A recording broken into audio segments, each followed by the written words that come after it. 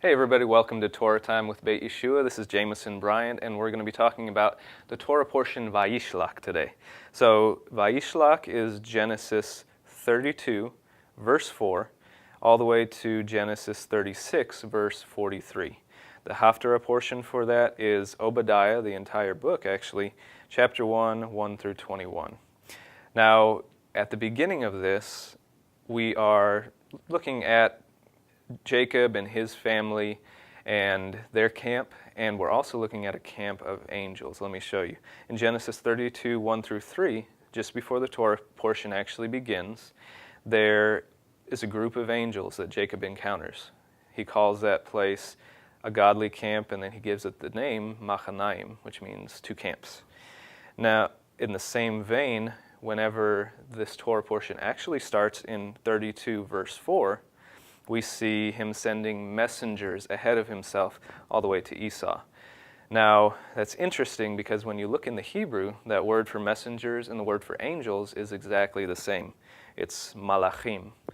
So the Bible I use the New American Standard Version for a lot of my studying when I'm not looking into the Hebrew. And what it does is it actually calls the first group, calls them angels. The second group, it calls them messengers, as in humans. So in the Hebrew text, like I said, they're actually the same word. In many Jewish translations too, they're actually both called angels because the context is Jacob is in and around a camp of angels of God, and what does he get to do? He actually has the authority to send those angels on a mission. It's interesting to think about. Not something I'm going to build a doctrine out of or anything like that, but I think it's something that's interesting to think about and look into. Now, what I want to focus on real quick here is a proper understanding of what angels are. Okay? So, really quick, most of you know this, but I'm just going to explain it anyway. The word, like I said, malach, is in singular, it's malach. In plural, it's malachim.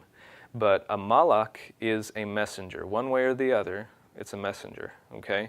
In Greek, that word is angelos, and that word also just means messenger, even though that's where we get our word angel. Now, I think Augustine sums it up best when, in his commentary on the scriptures, he actually talks about angels, and he's saying it's a name not of their nature, but of office. So there could be a pigeon that's an angel. There could be a person that's an angel. There could be a heavenly being that is an angel. And something that's very interesting to me, since an angel is the name of a office and not necessarily a type of being, is how many times Yeshua is, in my opinion, Yeshua is called the angel of Yahweh in the Old Testament. That's how he appears many times in the Old Testament. What's interesting is, since it's not describing his nature, he's still, by very nature, God. By no means is Yeshua an angel, but he's still a messenger, and he's a messenger straight from God. I find that to be kind of interesting and something that you can use in your searching out of the scriptures when you see Yeshua and are looking for him in the Old Testament. He's there. He's not an angel, but he is a messenger of God. Now, moving on back to the Torah portion, we're talking about Genesis. In 32, verse 9, all the way to verse 12, it states, Yaakov said, O God of my father Abraham and God of my father Isaac, the Lord which said unto me, Return to thy country and to thy kindred, and I will deal well with thee. I am not worthy of the least of all thy mercies, and of all the truth which thou hast showed unto your servant. For with my staff I passed over this Jordan, and now I have become two bands. Deliver me, I pray thee, from the hand of my brother, from the hand of Esau, for I fear him, lest he will come and smite me with the mother and the children.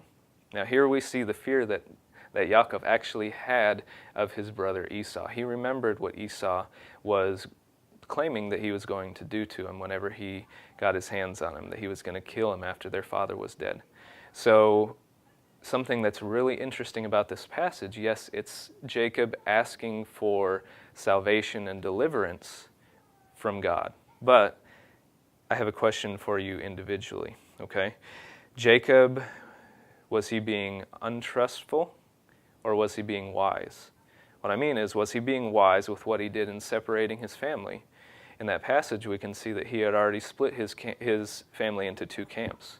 But what's interesting is that God had not told him to do that. Was he being wise, hoping that at least one half of his family would survive if worse came to worse and Esau was actually going to strike him? Or was he being foolish and not trusting God, not letting God decide what was supposed to happen, and in separating his family? That's a question I don't have an answer to, whether what's right, what's wrong, or especially because we're looking at that context back then. But I want you to answer that for yourself, and I want you to think about that in your own life. How have there been places in your life where you have had a decision to make, and are you the type of person who lays everything on God and doesn't do anything? Or are you the kind of person who does everything they can to prepare and then pleads with God for mercy and that everything will work out okay? I want you to think about that. I want you to think about the implications of that and, take that before God and actually ask Him, is this way that I see things, is this way that I do things correct? Is this what you really want from me? Last of all, we are going to talk about the name Israel. Okay? Israel, the name that Jacob had his name changed to, was given to him by the person that wrestled with him at the river Yabok. Now, that person changed his name to Israel, and there's a lot of opinions as what Israel means. It can mean several different things, but the most obvious meaning is actually within the text.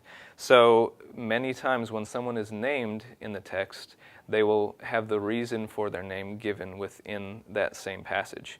For example, if we're thinking about Yeshua, the Messiah, it was actually said in Matthew 1:21, "You shall name his name Yeshua, for he will save his people from their sins." Now, Yeshua, what does it mean? It means he will save, or Yahweh saves, depending on how it's spelled. So with that in mind, I want you to think about this with what we read in Genesis 32:29. It says, "Your name will be called Israel, for you have striven with God and with man and have prevailed," with Elohim and with man and have prevailed. So the word striven or having power is Sarah. Sarah, that's the root word of Israel. And what that actually is the root word also for is prince. So when we look into the name Israel, what does it mean? It's one who strives with and has power with both God and man, especially God, because you see Israel, the El is God. So what I think is that's a very important lesson for all us to learn. Okay, if we call ourselves by the name Israel, if we are children of Abraham, that's something that is a very high calling. Okay, your name as Israel actually means to be a powerful prince who strives with God. Now, is that going to be against him? Is that going to be with him and in line with him? That's for you to decide.